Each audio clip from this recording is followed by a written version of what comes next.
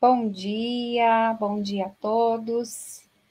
Gostaria de inicialmente agradecer, né, o convite da professora Eliana por fazer parte desse evento, né, me juntando a esse grupo maravilhoso de mulheres que pensam, estudam e fazem a fronteira, né? Então, muitíssimo obrigada,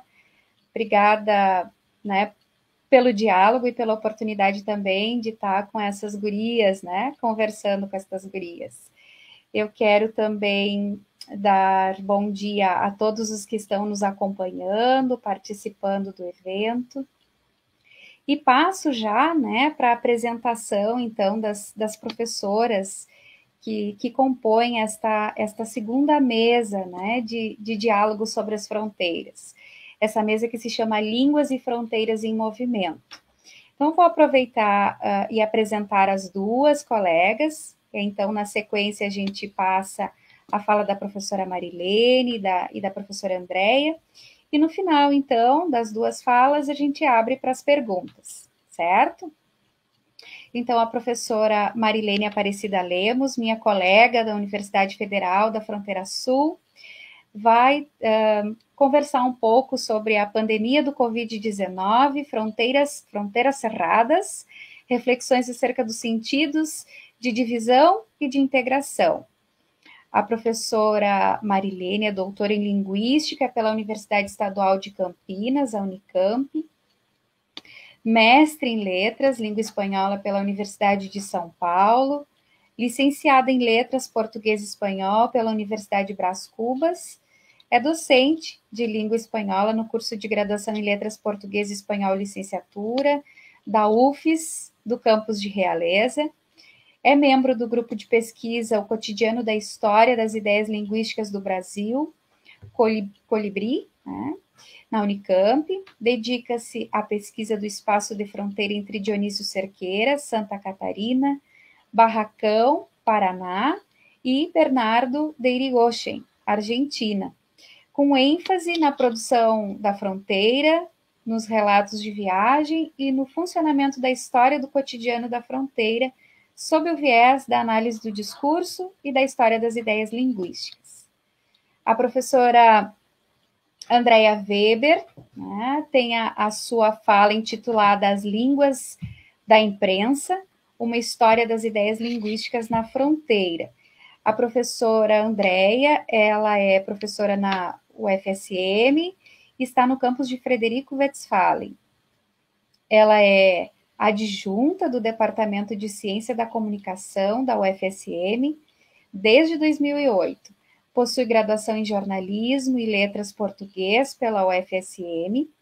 É mestre e doutor em Letras, Estudos Linguísticos pela Universidade Federal de Santa Maria e pós-doutora em Estudos Linguísticos pela Universidade Federal da Fronteira Sul.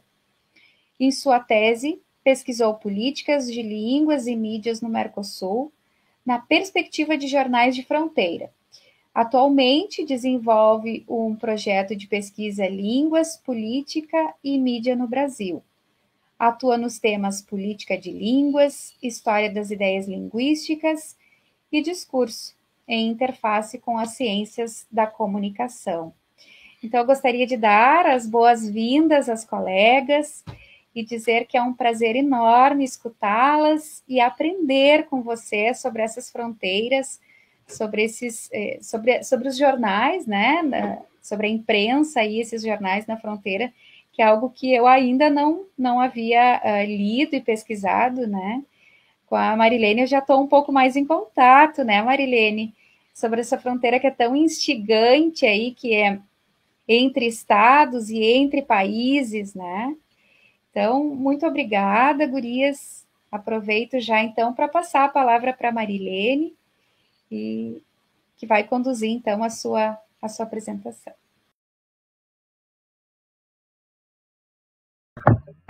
Obrigada, Angelise. Bom dia, é um prazer imenso estar aqui. Eu agradeço às professoras Eliana Sturza e Angelise Fagundes pelo convite, pela oportunidade de estar aqui conversando com vocês.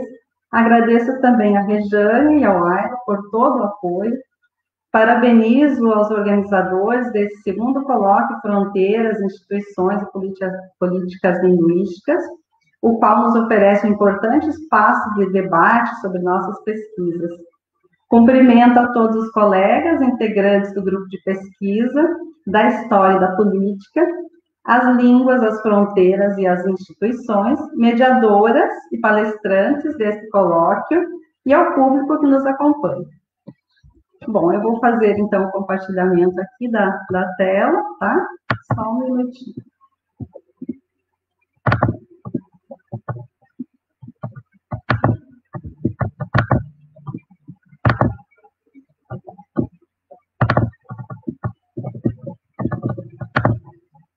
Ok, pode compartilhar. Tudo bem? Vocês estão vendo os slides?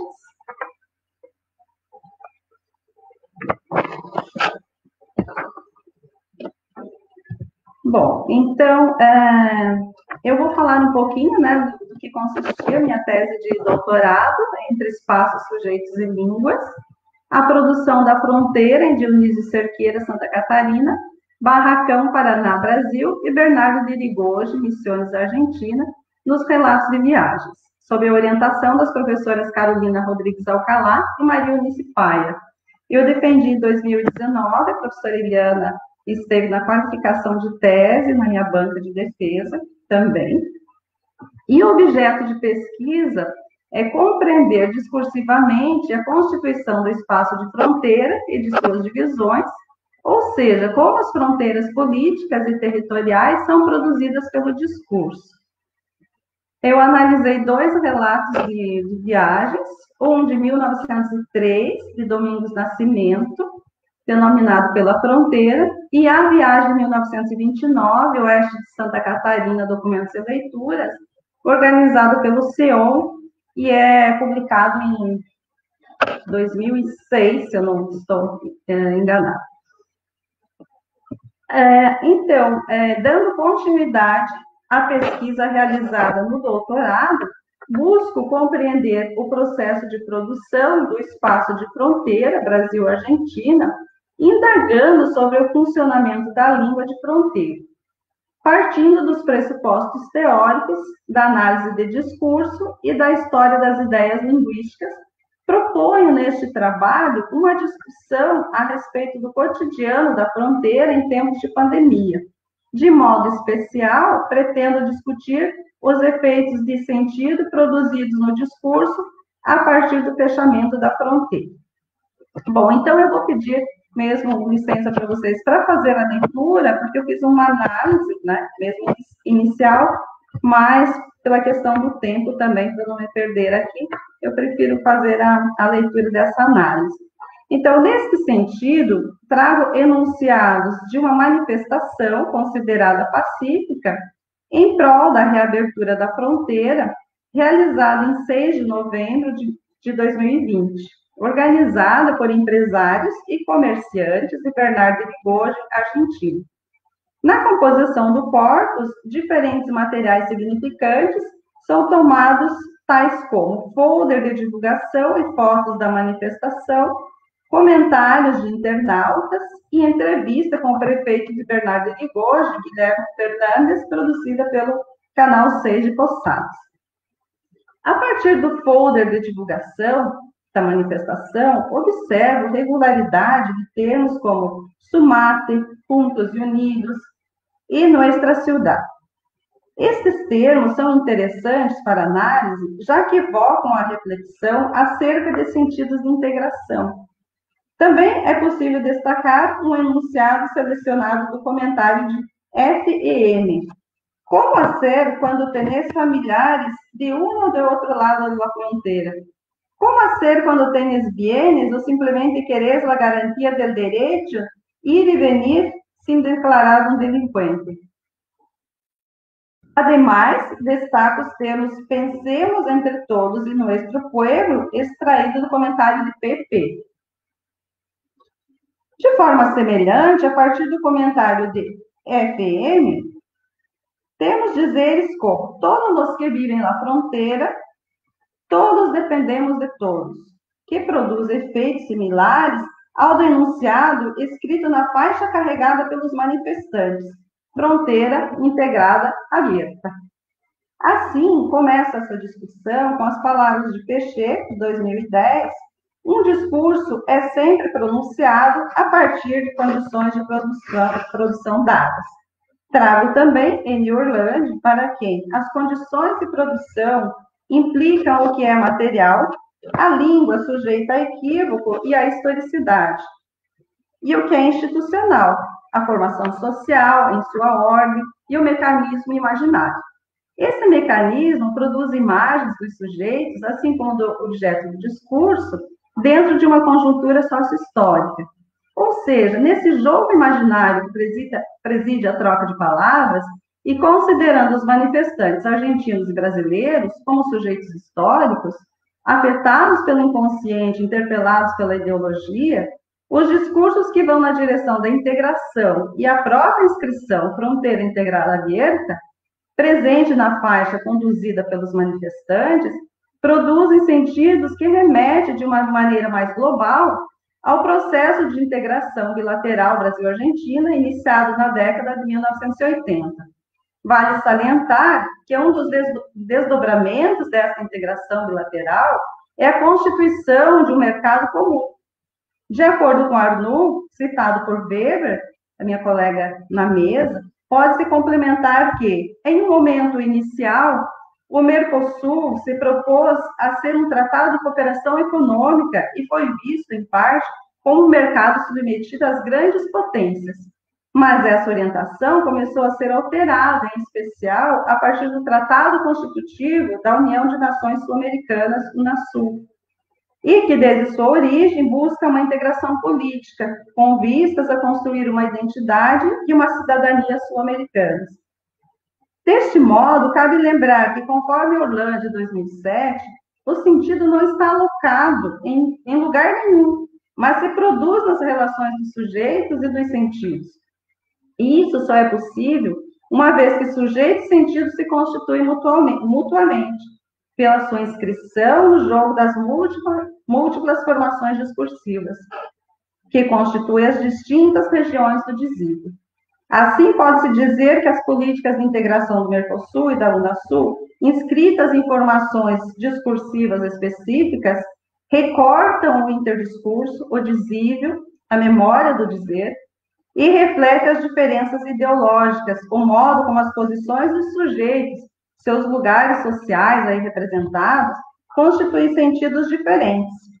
Dessa maneira, ao assumir a posição de que a fronteira deve ser integrada e aberta, os sujeitos estão regulados por saberes que, além de recortar a memória do dizer, funcionam como saberes institucionalizados.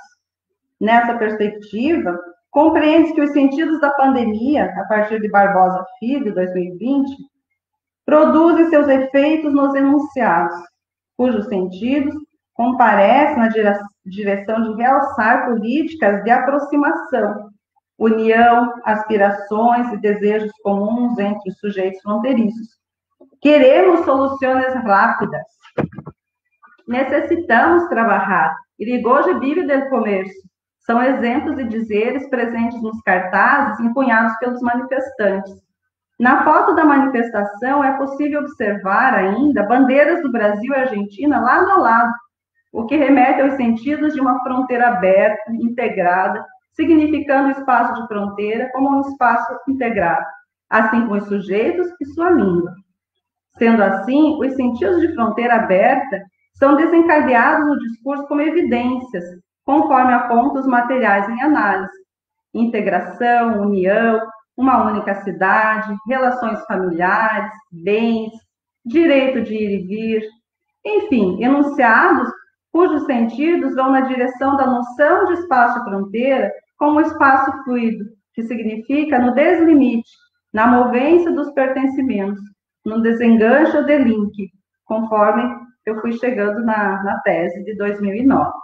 Pelo exposto, pode-se afirmar que os sentidos da pandemia de Covid-19 produzem efeitos de ruptura na continuidade da fronteira, a partir de Weber, 2013. Isto é, há uma ruptura no funcionamento dos sentidos de integração e de continuidade que intervêm no cotidiano da fronteira, no dia a dia dos sujeitos fronteiriços. Contudo, fica evidente pelos diversos materiais significantes analisados que os discursos de integração são retomados nas formulações presentes nas manifestações como pré-construídos, já ditos. De outro modo, para começar a refletir sobre os sentidos de divisão, destaco enunciados selecionados de comentários de internautas que advogam pela permanência da fronteira. Vejamos. A pontuar. Deje encerrada la frontera todo 2021. Deje a los negocios en misiones florecer. Deje que estos negocios generen empleos. Queda claro que los brasileños dependen de nosotros. Allá se muere de hambre. Já acá vivimos. Y de M.B. que sigan cerradas, así cierran los abusivos de los supermercados grandes. Ao lado desses enunciados, apresenta um trecho da entrevista com o prefeito de Bernardo de Irigoyen, Guilherme Fernandes, produzida pelo canal 6 Posadas, em resposta à pergunta: como é a atividade comercial em tu localidade? Senti, digamos, uma dinâmica econômica ou absolutamente depende de Dionísio Cerqueira, por exemplo? Ao que ele responde: vos sabés que, analizando nuestros tiempos de pandemia, ellos dependen mucho de nosotros. Por ejemplo, en el lado brasileño, lo que es Dionísio Cerqueira y Barracón, quedaron todo lo que son mercados grandes, pero los que eran chiquitos fueron cerrando todos porque dependían de la Argentina. Y nosotros acá en la zona nuestra, muchos empleados públicos, muchas fuerzas de seguridad, gendarmería, ejército, policía, docente, todo que é já nacional, aduana, migrações, SENASA. Então, tem muitos empregos que são sueldos, que a fim de mês, essa plata por aí va muito a Brasil. E agora, com isso da pandemia, que não se pode cruzar a aduana cerrada, a plata está quedando acá em Irigoyen. E há muitos comércios que também estão vendendo bem. Que a plata queda acá e todo mundo está vendendo, está crescendo. El que puso algo para vender está vendendo.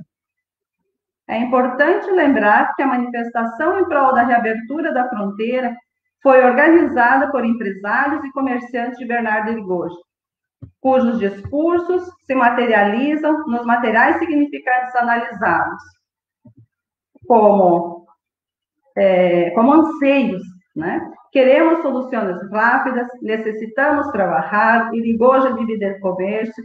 Esses dizeres, metaforicamente, apontam para sentidos de fronteira aberta, integrada.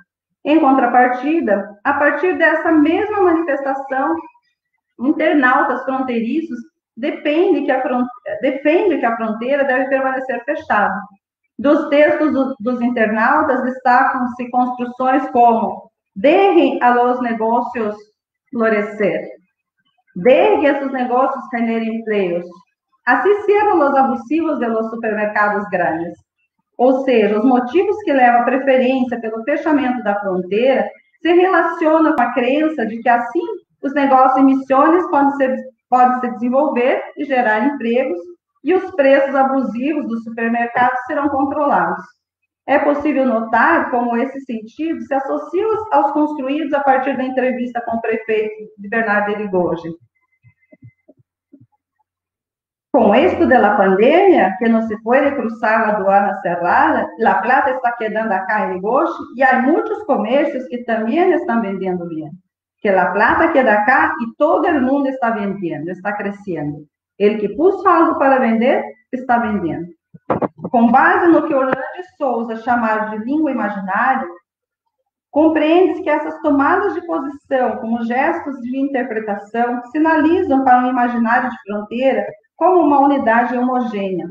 E essa unidade homogênea manterá sempre uma relação tensa, contraditória com a fluidez real da fronteira, que está em contínuo movimento. Sob essas formulações, é possível afirmar que os enunciados produzem sentidos de limite, de divisão entre os espaços territoriais Brasil e Argentina, reativando a demarcação por meio de leis e tratados de limites, questão político-jurídica, questão na memória do dizer. Essa divisão não se opera somente entre os espaços territoriais, mas entre os sujeitos, como exemplifica-se com o enunciado extraído do depoimento de um internauta, queda claro que os brasileiros dependem de nós outros. Allá se muere de hambre, já cabe vivos. Outro enunciado, extraído da entrevista com o prefeito Bernardo Irigoyen, vai nesse mesmo direcionamento. Vos sabeis que, analisando nestes tempos de pandemia, eles dependem muito de nós outros. Por exemplo, o lado brasileiro, lo que es de Lício Cerqueira e Barracón, quedaram todos que são mercados grandes, pero lo que eram chiquitos foram cerrando todos, porque dependiam da Argentina. Nessa direção, é bom lembrar que no relato A Viagem 1929, Oeste de Santa Catarina, documentos e leituras analisado em minha tese de doutoramento, comparece a afirmação de que o comércio de Barracón, Argentina, hoje Bernardo Irigoyen, era mais próspero e dinâmico, enquanto do lado brasileiro somente havia comércio em Dionísio Cerqueira e assim mesmo era pequeno e abastecido por produtos argentinos, isso conforme os relatos. Compreende-se assim que esse discurso produz uma divisão que vai na direção de uma unidade imaginária do espaço construída pelo Estado, citado, né, por mim a partir de Rodrigues Alcalá. Em outras palavras, o espaço de fronteira vai sendo significado como uma unidade homogênea. Ainda, ao serem elencadas as instituições instaladas no lado argentino da fronteira, os enunciados mostram a presença do Estado. E nós outros, acá em la zona nuestra, muitos empregados públicos, muitas forças de segurança, gendarmeria, exército, polícia, docente, todo lo que é já nacional, aduana, migrações, Senasa. Nota-se que os sentidos permanecem com um direcionamento que afirma que o emprego formal dos sujeitos irigoyenses e seus respectivos salários não depende do comércio local, e tampouco do lado brasileiro, já que os sujeitos irigoyenses têm capacidade de gerar rendimentos e recursos próprios pelo acesso ao trabalho em instituições públicas estatais. Com isso, pode-se dizer que, por meio das instituições, se constrói no discurso um processo de identificação do sujeito fronteiriço irigoyense ao Estado argentino, ou seja, a mobilização das instituições produz sentidos de uma relação dissimétrica e hierarquizada entre os sujeitos e espaços territoriais, argentino e brasileiro. Finalizando essa reflexão sobre os sentidos de divisão desencadeados no discurso em tempos de pandemia, observa-se, a partir dos enunciados apresentados, em dadas condições de produção, que se atualiza a memória, ou melhor, tal como nos relatos de 1929, os enunciados produzem um processo de significação que se estabiliza e que significa o lado brasileiro de um modo e o lado argentino de outro. Há uma porção mais desenvolvida, mais equipada, entre aspas, e essa porção coincide em termos de limite formal, territorial, com aquilo que é da Argentina, a partir de minha tese de 2019. Considerações finais, né, que estão terminando. A pandemia de Covid-19 pode-se atribuir a força de um acontecimento discursivo, a partir de Pechet, 1990, capaz de reorganizar o espaço da memória, inclusive de desencadear novas ações e produzir outras discursividades.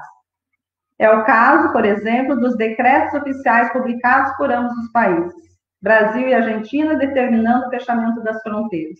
Nota-se aí, por meio de gestos políticos, jurídicos, a presença do Estado na produção do espaço de fronteira. O que se vê é uma aduana fechada, que põe em funcionamento o uso de medidas restritivas e de distanciamento social, bem como o reforço do controle na fronteira, desestabilizando a fluidez real, ou seja, os sentidos de fronteira se filiam a um senso de fronteira demarcada, desintegrada e fragmentada.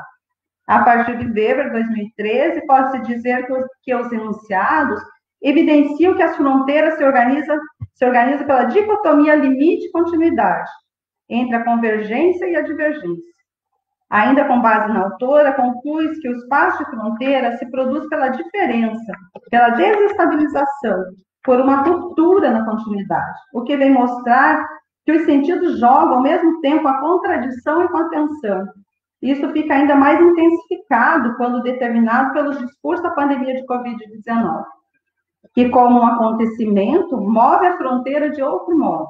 Ou seja, os sentidos de fluidez da fronteira, que parecem evidentes, cristalizados pelo efeito ideológico, deslizam para outros sentidos, não apenas presentes, mas em disputa, de acordo com Barbosa Filho. Sendo assim, através de enunciados associados a uma manifestação pela reabertura da fronteira, esse trabalho traz reflexões acerca dos sentidos de divisão e fronteira e de integração que se produzem e se reproduzem no cotidiano da fronteira e colocam em circulação diferentes sentidos para o espaço e para os sujeitos que o habitam. Eu fico muito grata pela atenção e fico à disposição para conversarmos. Um abraço a todos.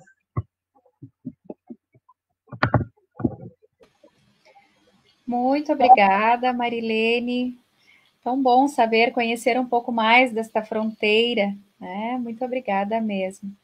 Eu aproveito já para passar, então, a palavra para a Andréia, né? Para ela também poder fazer as suas considerações e contar um pouco para a gente da sua pesquisa.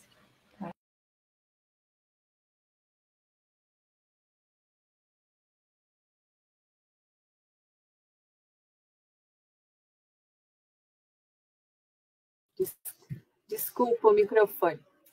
Agora sim.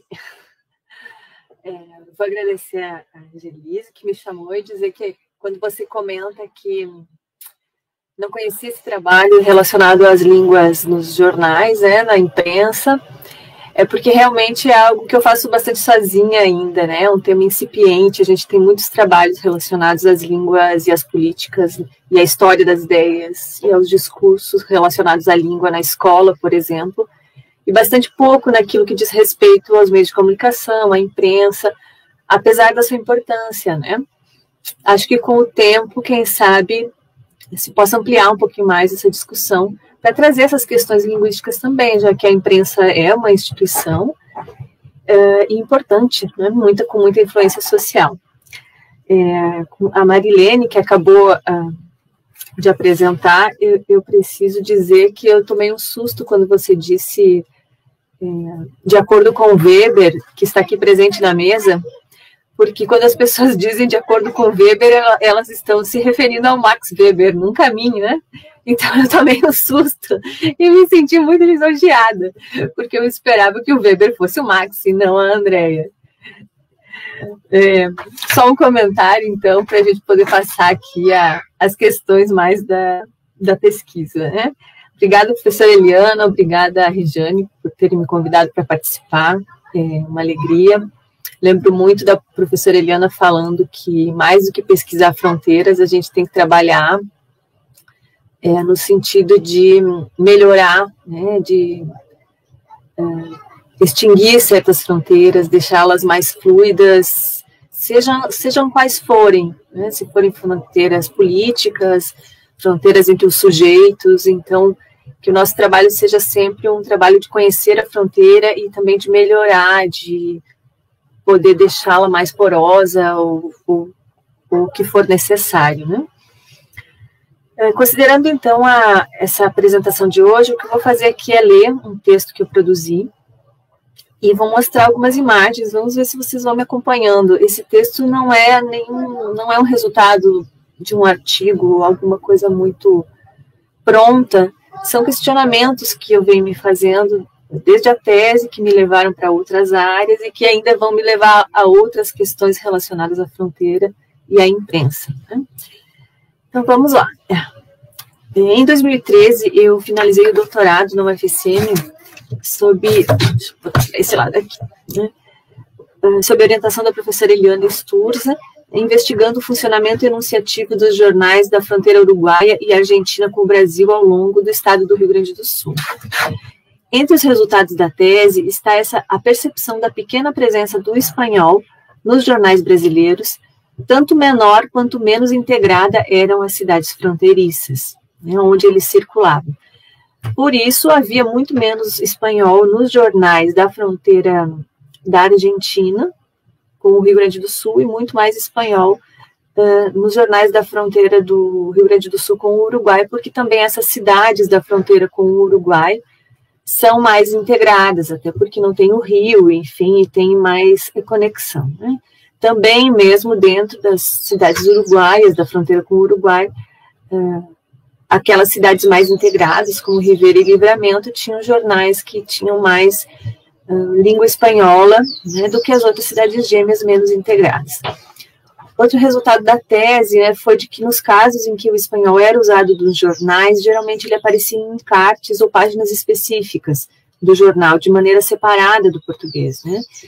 Não existia uma mistura das línguas, né? Nós poderíamos imaginar um jornal que tivesse uma notícia em espanhol, outra em português, ou um parágrafo em espanhol, outro parágrafo em português. Por que não, né? Mas isso nunca aconteceu, elas estavam sempre separadas, a língua portuguesa num espaço do jornal, quando a espanhola existia, era num encarte, por exemplo. Portunhol nunca estava presente em nenhuma situação, né? Grande parte dos jornais fronteiriços não circulava do outro lado da fronteira, mas mesmo naqueles que circulavam, né? Quando o espanhol aparecia, era em páginas separadas, né? Também o espanhol era usado só para dar notícias sobre o país vizinho, nunca para dar notícias sobre o Brasil. Então, se fazia um encarte separado com notícias sobre o Uruguai, por exemplo, mas nunca se dava uma notícia brasileira em espanhol. Então, tudo aquilo que era brasileiro era em português, aquilo que era relacionado ao Uruguai era em espanhol. Esses usos das línguas nos permitem interpretar os lugares políticos que as línguas espanhola e portuguesa ocupam no espaço enunciativo fronteiriço. Afinal, o dizer na língua é também um dizer sobre a língua, né, como já afirmava Orlandi. Em outras palavras, escolher uma ou outra língua para enunciar é um movimento que revela o imaginário que se tem sobre essa língua. E no caso dos jornais fronteiriços, esses usos na imprensa mostram que o imaginário sobre cada língua está associado à pátria, né? Línguas separadas no jornal, pátrias separadas na fronteira. Língua portuguesa para tudo que seja pátria brasileira e língua espanhola para tudo que seja pátria uruguaia ou argentina, né? Nada de espanhol circulando no Brasil e falando coisas sobre o Brasil. Então, essa percepção, esses dados que eu tive na tese, me levaram a pensar o porquê disso, né? Por que dessa prevalência do português? Por que não há um jornal brasileiro totalmente em espanhol na fronteira? Por que nos jornais de fronteira as línguas espanhola e portuguesa não se misturam como se misturam na fala das pessoas ou nas trocas comerciais? E aí eu me perguntava se haveria uma lei, talvez, que proibisse o uso de línguas estrangeiras nos jornais brasileiros, né? Fui verificar e a resposta é não. Não existe uma lei que proíba que um jornal brasileiro seja editado em outra língua, né? Já houve uma lei proibindo. Isso lá durante a era Vargas, mas hoje ela não está mais em vigor. Será que então a resposta para esse predomínio quase absoluto do português pode estar na história? No imaginário que se constituiu sobre as línguas espanhola e portuguesa ao longo da história da fronteira platina? Em busca de algumas respostas, eu mergulhei na história das línguas da imprensa brasileira e eu vou mostrar aqui um pouco disso. Então, assim, embora hoje os brasileiros convivam com uma imprensa quase exclusivamente em língua portuguesa, e vocês vão saber que é muito difícil achar um jornal, ou um telejornal, ou mesmo um programa de rádio jornalístico em outra língua, né? Até o início do século XX, o Brasil abrigava uma relevante imprensa plurilingüe, ligada, em geral, às comunidades imigrantes. Entre os primeiros exemplares dessa prática estão os jornais em língua francesa, que já em 1827 circulavam no Rio de Janeiro, de acordo com uma pesquisa de Lustosa, né, em 2015. Também tiveram muita importância, junto às comunidades, os jornais, revistas e almanaques em língua alemã, que desde 1852 atuavam especialmente nas colônias agrícolas do sul do país. As publicações em língua italiana já estavam mais presentes na região sudeste, né, especialmente mais para o fim do século XIX, quando aumenta a imigração italiana naquela região, de acordo com pesquisas de Souza, né. Essa mesma literatura sobre a imprensa plurilingüe, ela mostra que existia também periódicos brasileiros em outras línguas, árabe, espanhol, inglês, polonês, húngaro e japonês. Então, agora eu vou mostrar uma imagem para vocês, que é uma imagem bem interessante.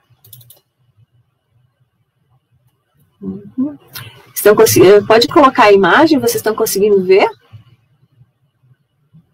Não, né? Deixa eu compartilhar aqui de novo.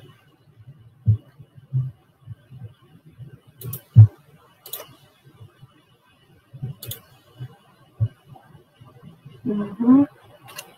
Sim, conseguindo ver agora? Ainda não. A tela inteira aqui. Agora sim? Ah, ótimo. Então tá bem. Essa imagem que vocês estão vendo aí, ela é do Anuário Estatístico Brasileiro de 1912, que traz um levantamento das línguas em que eram publicados os jornais brasileiros no início do século XX. O Anuário Estatístico era alguma coisa como uma pesquisa do IBGE de hoje, né? Então, observem que ele trazia inclusive essa imagem. Veja que no Brasil existiam 1.300 jornais, né, em língua portuguesa, e havia 70 jornais da imprensa brasileira, né, em outra língua, com destaque para as línguas alemã e italiana. Vejam, são 70 jornais em língua estrangeira aqui. Em alemão eram 25, em língua italiana eram 20, e depois nós vamos descer ali e vamos ver que aqui, ó, o espanhol tinha 4 jornais em língua espanhola no Brasil nessa época, né? Ah, bom, então havia jornais em língua espanhola no Brasil nessa época. Legal. Onde que esses jornais estavam circulando? Em Rivera, né? Em Livramento, em Uruguaiana. De onde eram esses jornais? Era em São Borja que estavam os jornais em espanhol? Então, me fazia essa pergunta, né? E, bom, a resposta é não. Nenhum desses 4 jornais aí em espanhol estava na fronteira do Rio Grande do Sul. 3 deles estavam em São Paulo e outro circulava no Amazonas. Certamente eram jornais que estavam atendendo as colônias de imigração espanhola desses lugares, né? Deixa eu tirar aqui, agora eu vou compartilhar. Vou compartilhar outra imagem.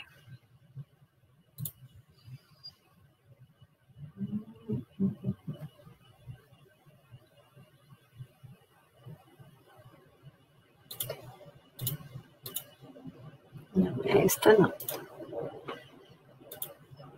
Só um minutinho.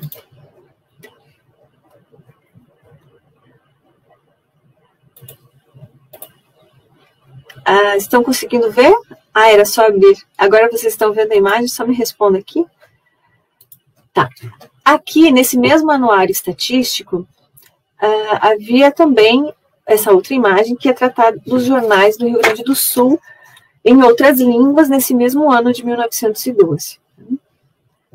Vocês podem ver que aqui havia, em língua estrangeira, 9 jornais em alemão, 3 jornais em italiano no Rio Grande do Sul, nessa época de 1912. Não havia nenhum jornal em língua espanhola. Ou seja, só podemos concluir que lá na fronteira que nós estamos estudando, nem naquela época havia jornais em língua espanhola, apesar de no restante do Brasil haver vários jornais em outras línguas, mas não na fronteira e não em língua espanhola. Bom, uma hipótese que eu levantei é que poderia ser que esses 124 jornais gaúchos não fossem de cidades da fronteira e que por isso não enunciassem em espanhol. Vamos dizer assim, o pessoal lá do IBGE da época não chegou a entrevistar pessoas da fronteira, era muito longe para fazer a coleta dos jornais, para verificar, enfim, né? Talvez fosse isso que estivesse acontecendo, que por isso que não aparece o espanhol aí, né? Então, eu fui verificar no próprio Anuário Estatístico de 1912, e aí eu vi que as cidades fronteiriças de Itaqui, Jaguarão, Quaraí, Livramento, São Borja e Uruguaiana somavam juntas 27 jornais na época, e nenhum em espanhol. Então, desses 124 jornais aí que nós estamos vendo, que havia no Rio Grande do Sul, 27 estavam na fronteira. É bastante. E nenhum deles era em espanhol. Vamos ver se eu consigo compartilhar aqui agora. Não sei fazer isso muito bem, tá? Eu vou fazer tudo de novo.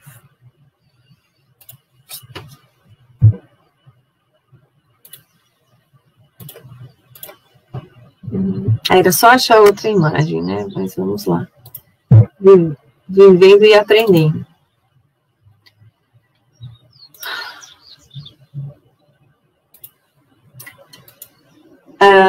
Tá vendo agora? Estão conseguindo ver essa imagem que é uma listagem?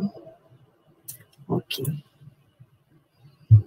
Deixa eu achar ela para mim agora, aqui que eu também estou perdida. Aqui. Então, eu encontrei essa imagem, que é uma página do Anuário Estatístico, que descreve os jornais das cidades gaúchas, né? E nós podemos ver que, nessa época, a imprensa de Uruguaiana era bastante significativa, com mais jornais circulando do que atualmente. Eu vou tentar aproximar aqui. Ver se fica melhor. Vocês conseguem observar que aqui nós temos a cidade de Uruguaiana, né?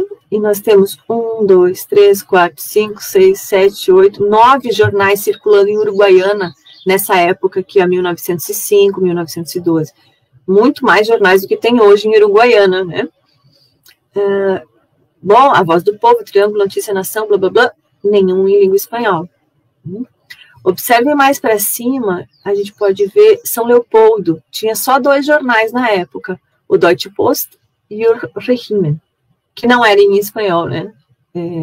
Apesar desse nome ser sugestivo. E o Deutsche Post em alemão, né? São Leopoldo, com esses 2 jornais, tinha um em alemão.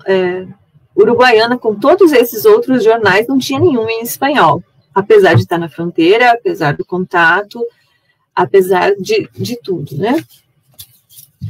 Bom, o que havia nesses jornais antigos eram anúncios em espanhol, como bem descreveu a dissertação da professora Sara, né? Que serve para comprovar que havia intercâmbio de pessoas e serviços. Couvero também descreve esses intercâmbios, os estudos de Sturza e Broveto sobre o dialeto português do Uruguai também. Então, parece que não se trata de que nessa época...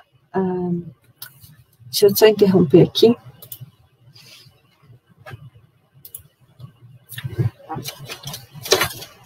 Não se trata que, nessa época, a fronteira do Brasil com a Argentina e o Uruguai fosse uma fronteira monolíngue em português, nem uma fronteira pouco conectada com o outro lado.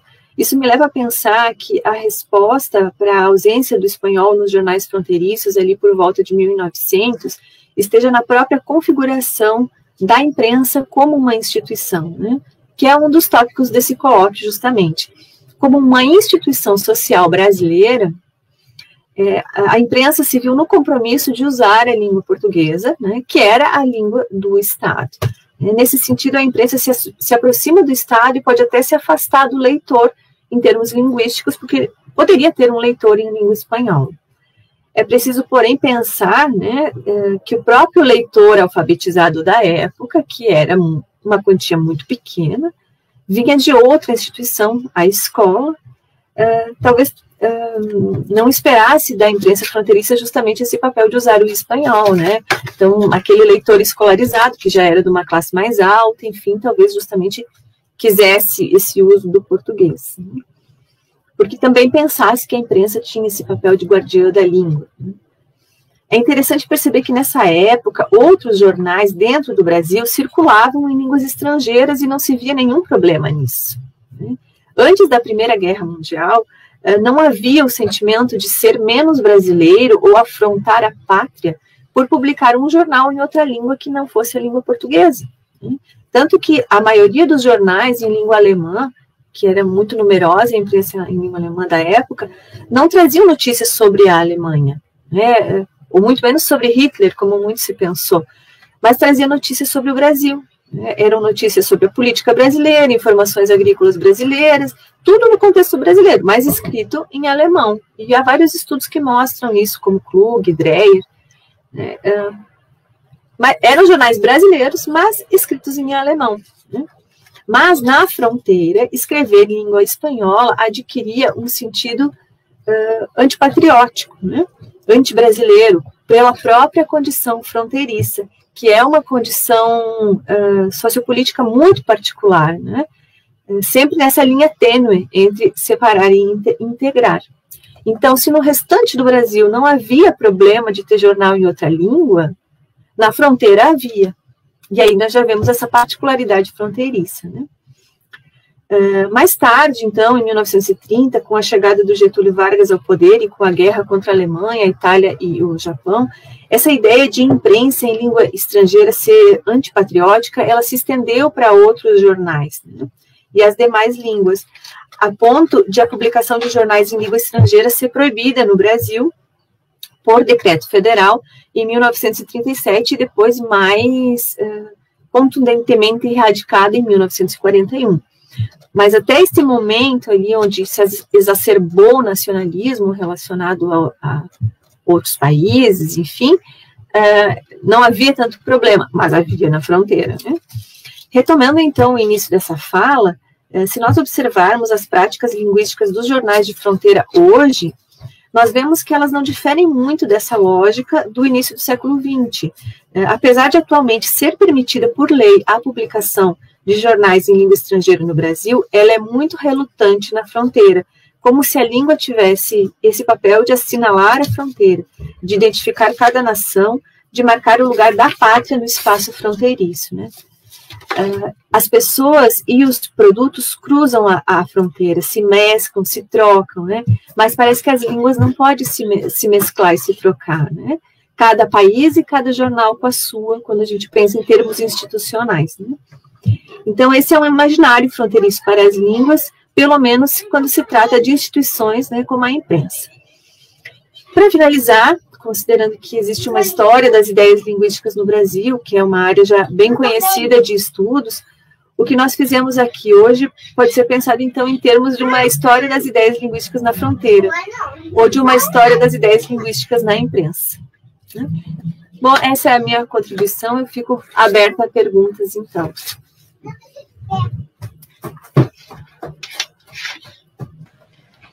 Muito obrigada. Obrigada, Andréia. Eu acho que eu fiquei tão apressada, assim, de já passar a palavra e não coloquei, assim, não contextualizei um pouco mais, né, o meu desconhecimento com relação ao teu trabalho, assim, especificamente sobre a questão da imprensa, né, porque o meu trabalho no mestrado se deteve mais a literatura de fronteira e não as especificidades da imprensa, né? Mas eu acho que é tão relevante, né, investigar e saber sobre essas questões, sobre enfim, esse histórico, né, da presença das línguas nos jornais. Enquanto tu falavas, eu pensava muito do contexto em que eu vivencio, né?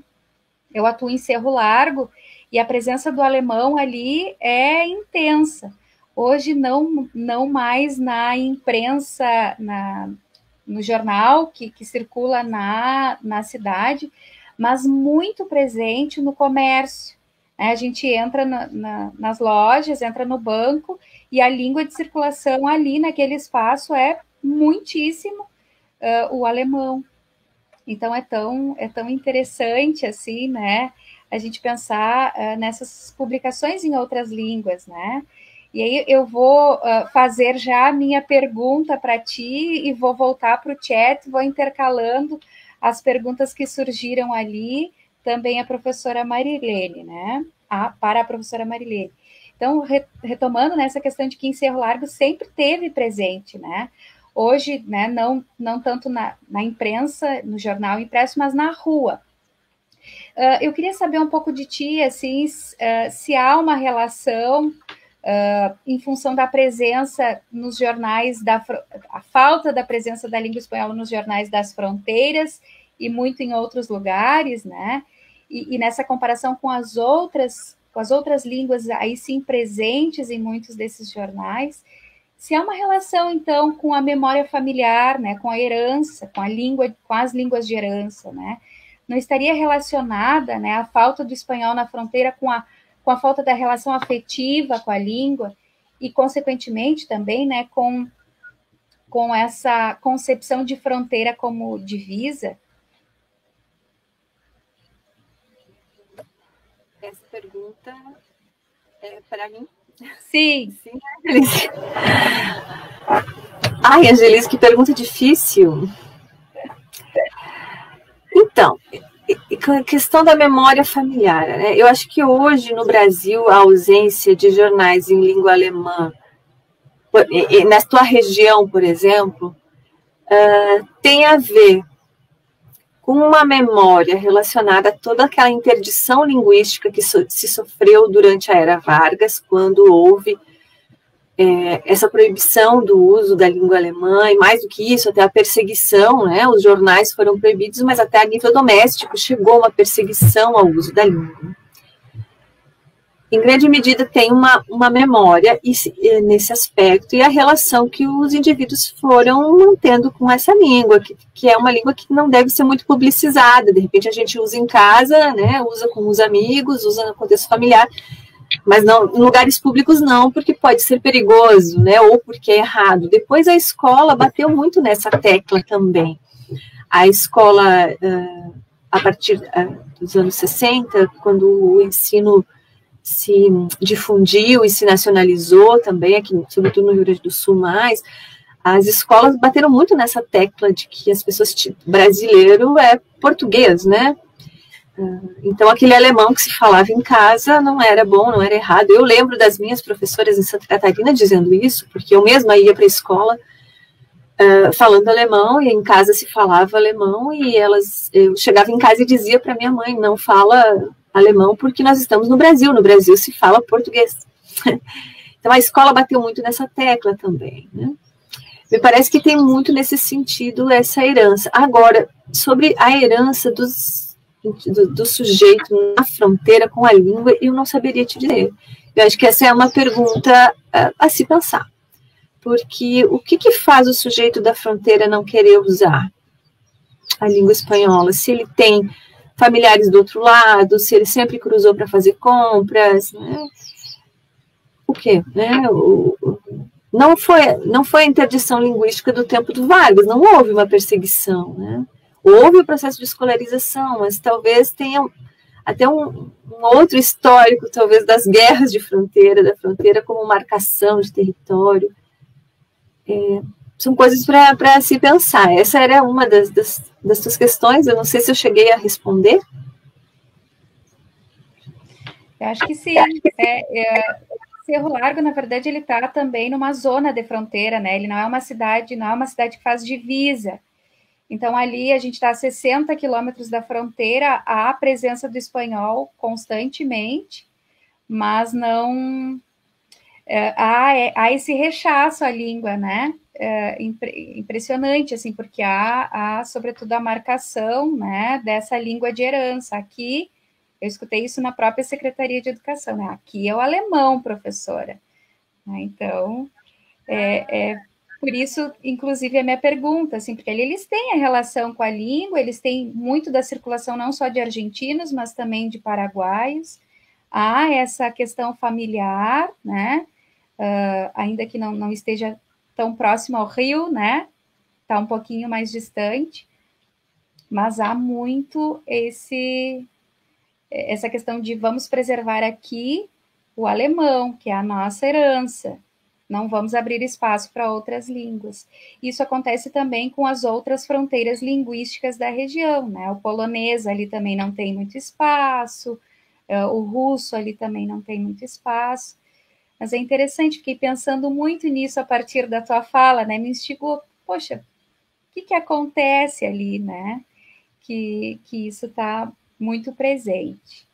Eu queria ressaltar, assim, para vocês que muitos dos comentários são parabenizando as falas, falando da importância dessas pesquisas, né? A professora Eliana elogiando muito, falando também que a Rejane foi tua orientanda de TCC, que é agora orientanda dela, que é né, uma herança, assim, um presente, né? E também comentando alguns comentários, algumas perguntas, né? A primeira pergunta, até deixa eu colocar aqui na outra janelinha.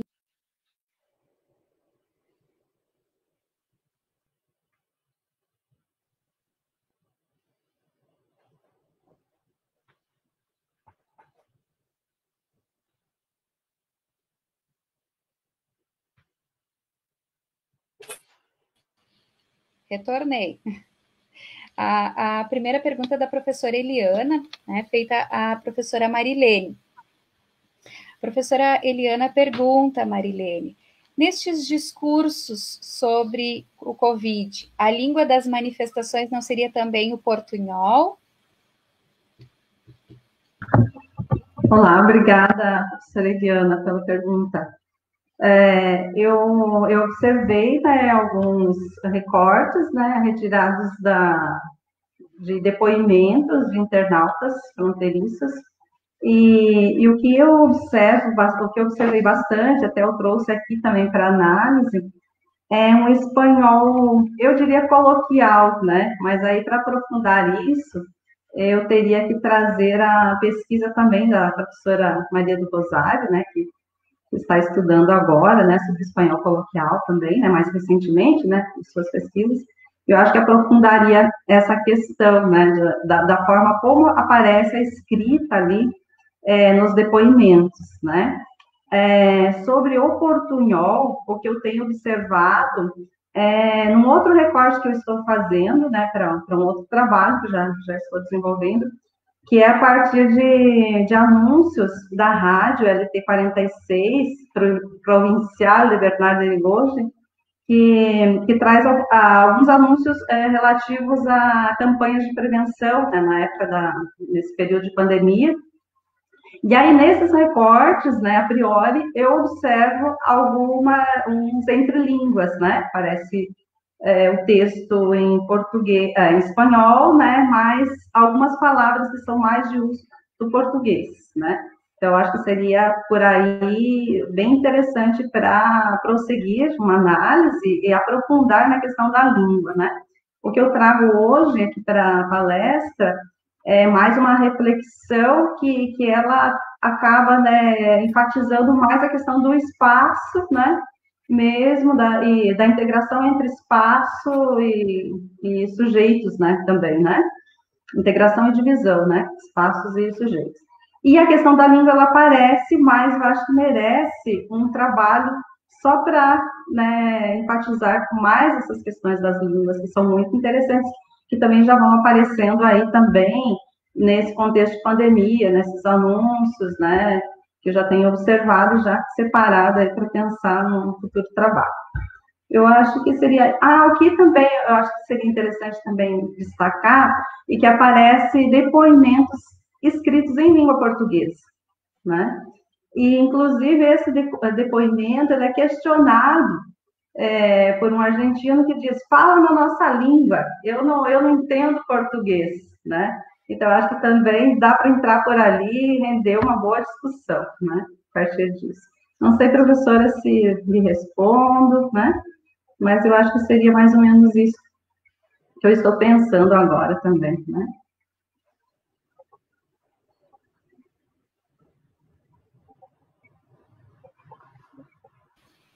Muito bem. Marilene, fiquei pensando, né, nessa questão da pandemia, né, fechando a fronteira.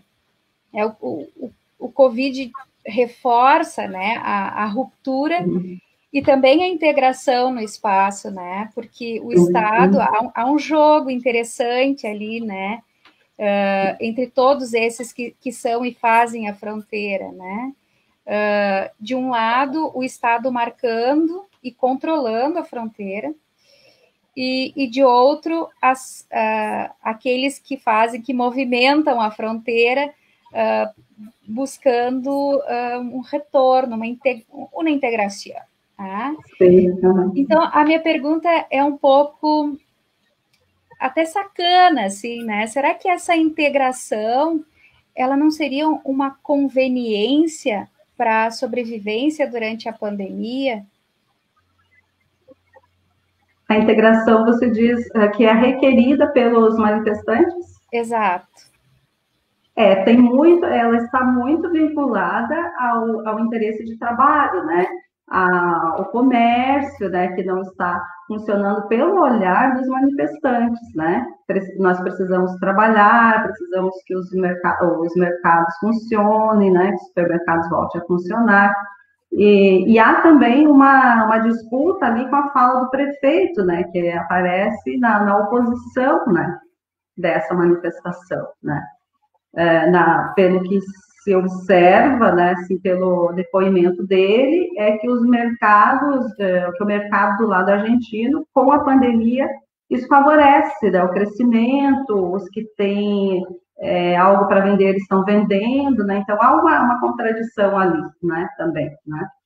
E essa questão da integração também, eu não trouxe aqui para o trabalho, mas eu observei que existe também todo um movimento, né, de associações por manter a integração, mesmo embora esteja fechada, né, a fronteira, né, por manter a questão de lives, né, todo esse trabalho, assim, que está sendo feito também à distância, né, então há também um trabalho entre os municípios ali nesse sentido, para manter a fronteira fluida, né, embora esteja demarcada, né, pelo decreto, né, funcionando essa voz do Estado ali, né?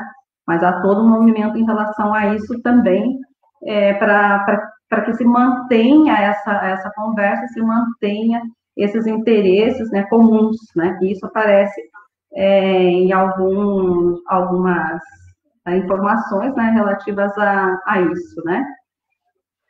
Do que se está buscando fazer, né, apesar da pandemia, apesar da fronteira fechada, e tem muitas coisas que se estão conseguindo, né, nesse sentido, né, mas aí, quanto a isso, aí eu não tive tempo mesmo de trazer tudo para fazer análise, né, daí eu preferi fazer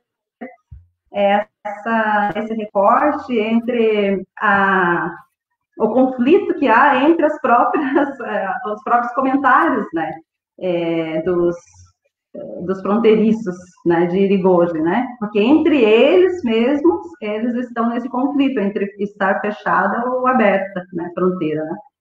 Aí foi isso que acabei trazendo, né, para enfatizar um pouco mais e deixar mais claro também essa questão, né, dessa dicotomia, né, aberta e fechada.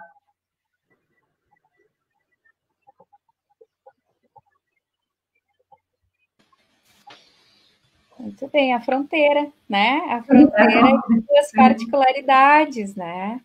Sempre tenso e contraditório. Maravilhoso. É uma riqueza, né? É porque a gente se constitui a partir do outro, com o outro, e não vivemos relações 100% de amor, a partir das minhas perspectivas teóricas aqui, né? Mas o conflito, ele faz parte também dessas relações, né? E, claro, há todos os interesses envolvidos aí quando a gente está, não só numa pandemia, mas para além dela, né? Nessa perspectiva das línguas, enfim, do Estado, de demarcar, né? O que é meu e o que é do outro. Eu vou comentar com vocês aqui algumas questões que pontuaram no chat, e aí eu passo para vocês a palavra, para vocês fazerem também as considerações finais, né, e para a gente ir se encaminhando, então, para o fechamento dessa nossa segunda mesa, né, hoje pela manhã. Deixa eu só retornar um pouquinho aqui. Muitos parabéns, né, às pesquisadoras pelas falas com temas que são tão interessantes, né? Aqui o Elcio pontua essa questão, né? A professora Eliana pediu, Andréia, que tu comentasse um pouco sobre a relação na imprensa. Deixa eu só retomar aqui um pouquinho para pegar bem certo o comentário da professora. Gostaria que comentasse sobre o Guarani nos jornais paraguaios. Bem, professora Eliana, eu vou confessar que eu já não me lembro muito, faz tempo que eu trabalhei com isso, mas eu orientei um trabalho de uma moça que hoje é doutoranda na URGS, que era paraguaia e trabalhava com essas questões, né? O nome dela é Maria Liz Benites Almeida. Ela pode ter, os trabalhos dela iam um pouco por essa área. Na época, quando nós pesquisamos juntas o tema do Guarani, que é algo que está faltando pesquisar realmente em termos de fronteira, né, e em termos de imprensa também, né? Vimos assim, né, nos jornais brasileiros da fronteira, os jornais do Mato Grosso do Sul, né, dessa região que faz fronteira com o Paraguai, Paraná, o Mato Grosso do Sul, os jornais brasileiros daquela linha não usavam o Guarani em nenhuma hipótese, em nenhum caso, em absolutamente nada. Tá? Dentro do Paraguai, há o uso do Guarani, sim, nos jornais. Não de maneira predominante, o que predomina é o espanhol. Mas existe jornais escritos em Guarani, até por causa das escolas paraguaias, que agora são bilíngues e organizam toda essa questão da gramática, da ortografia guarani, né? Que permite também fazer uma escrita, né? E as pessoas saberem também não só falar. O Guarani é muito falado no Paraguai, mas ele é pouco escrito ainda, né? Até por certas dificuldades, né? E algumas questões de vocabulário também, que tem que adaptar usando o espanhol, por exemplo, enfim. Nos jornais eu lembro que havia uma mescla maior, por exemplo, alguma notícia em espanhol, outra notícia em Guarani, né? Às vezes um título em Guarani, uma notícia em espanhol, com expressões do Guarani mais usadas e mais compreensíveis. Eu não vou me lembrar agora, havia também alguns jornais que eram totalmente em Guarani, mas aí era algo mais incomum, assim, em situações específicas, né? Mas a percepção que se tinha era de uma prevalência do espanhol nesse aspecto e até crescente, né? Mesmo com a escolarização em Guarani e tudo mais, na imprensa, pelo menos, era o que acontecia.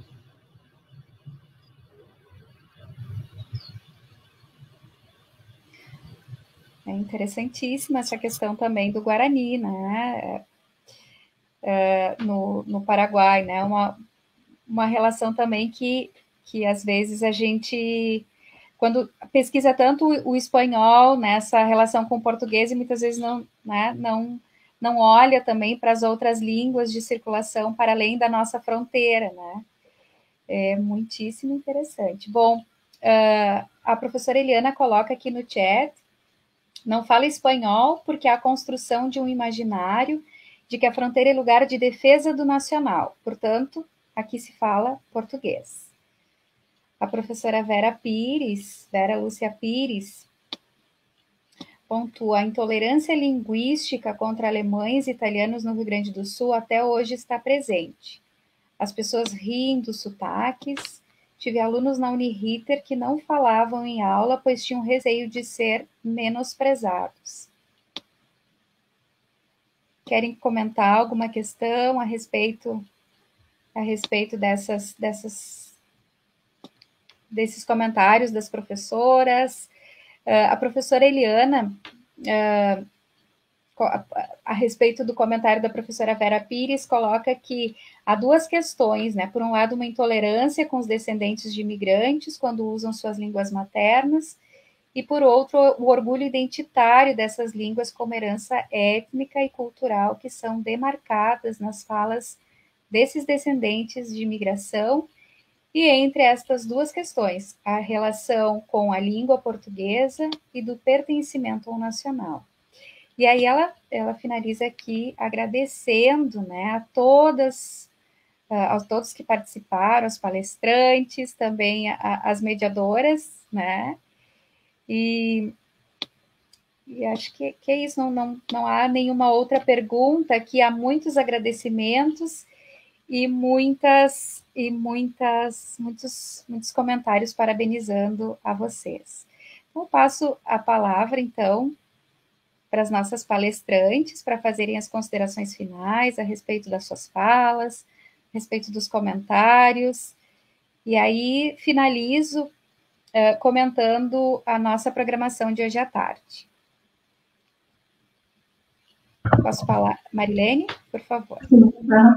Bom, eu agradeço muito, né, pela oportunidade, né, como eu disse no início, de estar com vocês, de conhecer a Andréia, né, que eu não conhecia, nessa mesa, de estar outra vez com a Angelisa, minha colega, né, na UFPS, a professora Eliana, a Jorgelina também, né, a Sara, Maria do Socorro, todas as colegas aqui da mesa, né, eu acho que foi assim, um espaço muito rico, né, de reflexão, né, e que instiga muito a gente a continuar, né, nessas conversas, né, sobre fronteira e cada vez ir ampliando, né, a nossa reflexão, né, e é realmente um espaço assim, muito rico, a parabenizo, né, volto a dizer, né, que eu disse no início, pela iniciativa, né, do colóquio, até o segundo colóquio já, e o grupo de pesquisa, né, coordenado pela professora Eliana, né,